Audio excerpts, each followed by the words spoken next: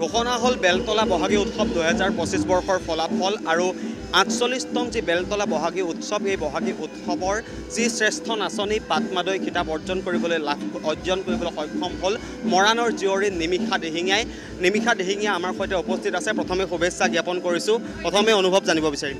খুব ভাল লাগিছে। আচলতে মই প্ৰথমতে অসমবাসী ৰাইজ আৰু লগতে বেলতলা বহাগী উৎসৱৰ উদ্যোক্তা সমিতি সন্মানীয় বিচাৰক মণ্ডলী মোৰ দল নলবিৰিণা বিহু দলৰ লগতে আমাৰ অসমবাসী ৰাইজক ৰঙালী বিহুৰ হিয়া ভৰা ওলগ জনালোঁ। খুব ভাল লাগিছে।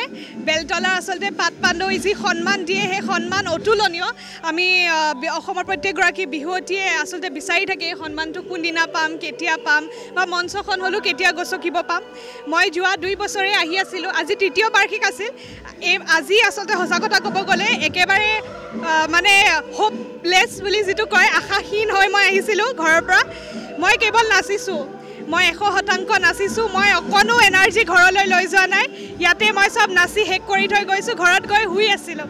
সেনেকুৱা সময়তে দলটোৰ আমাৰ বিহুসকলে মোক ফোন কৰিছে, কৈছে পাই গলি পাটমাদৈ পাই গলি। মোৰ আচলতে মই বহুত কান্দিছোঁ। মোৰ দুখ লাগিছে, আৱেগিক হৈছোঁ, ভাল লাগিছে। ধৰিব পৰা নাই কি কৰিছিলোঁ কি নাই কৰা।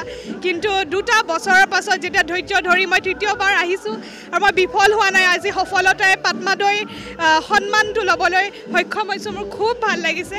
মই এই চেগতে ৰংমন এনাজৰী বিহুৱা দল, মোৰ গুৰু মাধুৰিমা চৌধুৰী বাইদেউ আৰু লগতে মোৰ মা দেউতা আৰু ভাইটিক বহুত ধন্যবাদ জ্ঞাপন কৰিছোঁ। তেওঁলোকৰ বাবেই মই আজি এই মঞ্চখন গছকিবলৈ মই সক্ষম হ'লোঁ আৰু গছকাৰ লগে লগে মই পাটমাদৈ সন্মানটো পাবলৈ সক্ষম হ'লোঁ। ধন্যবাদ। নতুন আশা কি আছে? পৰৱৰ্তী সময়ত কি আশা আপুনি পুহি ৰাখিছে? মই আচলতে বিহু সম্ৰাজ্ঞী প্ৰতিযোগিতাখন এইবছৰে অংশগ্ৰহণ কৰিছিলোঁ আৰু যোৱা 2 বছৰে অংশগ্ৰহণ কৰি আহিছিলোঁ। কিন্তু এইবছৰো বিফল হ'লোঁ। একো নাই, ভগৱানে যাতে মোক ধৈৰ্য শক্তি দিয়ে আৰু অসমবাসীৰ আশীৰ্বাদ লাগিব যাতে আগুৱাই যাওঁ আৰু এদিন যাতে বিহু সম্ৰাজ্ঞী সন্মানটো কঢ়িয়াই লৈ যাবলৈ মানে আশা কৰিছোঁ আৰু সেইটো যাতে সফল হওক তাৰ বাবে মই সকলোৰে আশীৰ্বাদ কামনা কৰিছোঁ। আৰু এটা প্ৰশ্ন সুধিব বিচাৰে, পিতৃ মাতৃৰ নিশ্চয় সহযোগ আছে, সম্পূৰ্ণ সহযোগ আছে। এই ক্ষেত্ৰত আজিৰ দিনটোত নিজৰ মা দেউতাক কেনেকুৱা ধৰণে শলাগ ল'ব?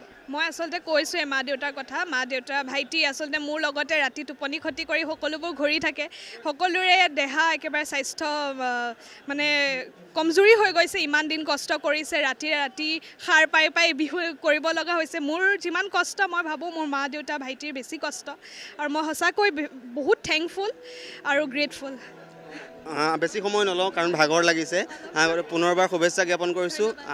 এয়া আছিলে নিমিষা দিহিঙীয়াই এইবাৰ বেলতলা বহাগী উৎসৱৰ 2025 বৰ্ষৰ যি পাটমাদৈ খিতাপ সেই পাটমাদৈ খিতাপ অৰ্জন কৰি সমগ্ৰ মৰাণ অঞ্চললৈ গৌৰৱ কঢ়িয়াই আনিলে।